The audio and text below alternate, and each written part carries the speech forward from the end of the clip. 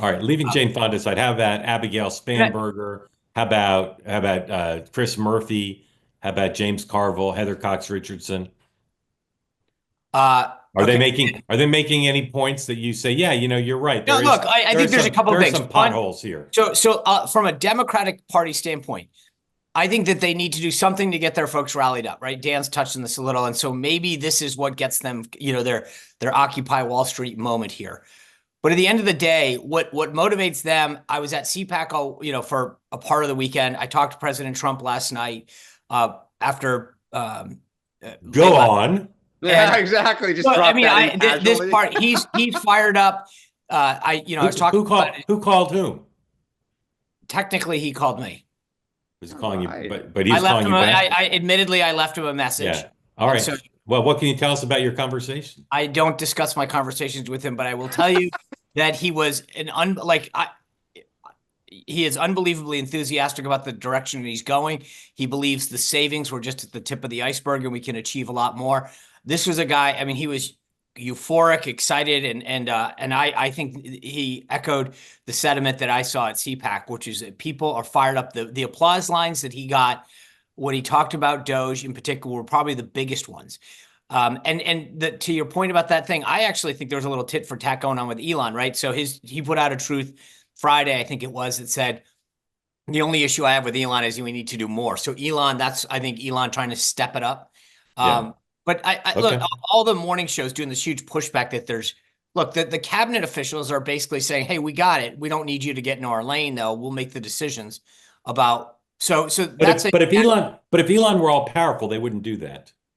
but he's not, and they know it. And their bottom line is whether it's Cash Patel, it's not like Cash Patel and Elon are there's daylight between them. I think when Cash put out that thing about the FBI and others, it's not like they didn't get the message. They know what President Trump wants to do. They Yeah. just want to be able to execute it in a way. So I get it. Elon's got to flex his muscles too and say, hey, Mr. President, I got the word. Yeah.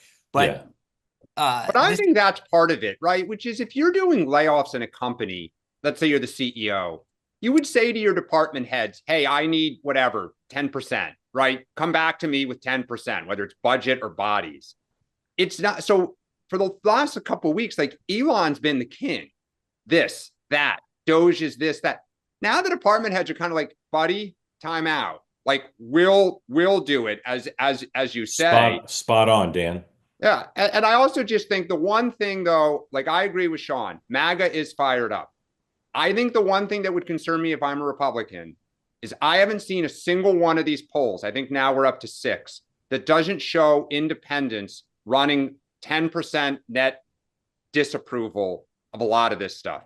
Correct. In the long run, that would concern me because ultimately you need them to win in the midterms. Right. And you need them to win. But the midterms are over a year away. This obsession with the I hear poll, you. this obsession with the polls, like I get why people are tracking the decline, but they're meaningless until you have an election. I think he's going to get rewarded for this. The bottom line is most Americans believe that the federal government is bloated and inefficient.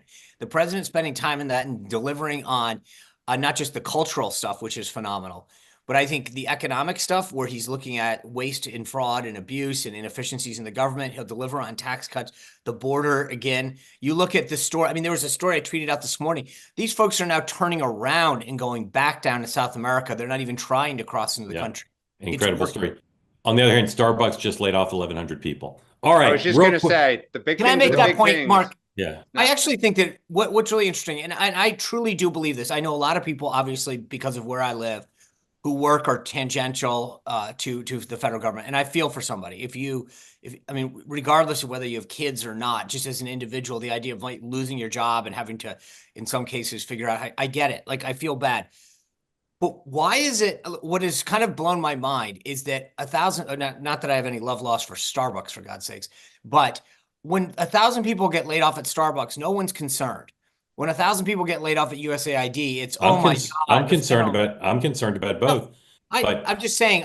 We've seen over the years how many times have we had layoffs, major layoffs at major companies, and there's no sense of empathy or concern, writ large for those people. Now suddenly, because they're public employees, yeah, I agree with you 100%, Sean.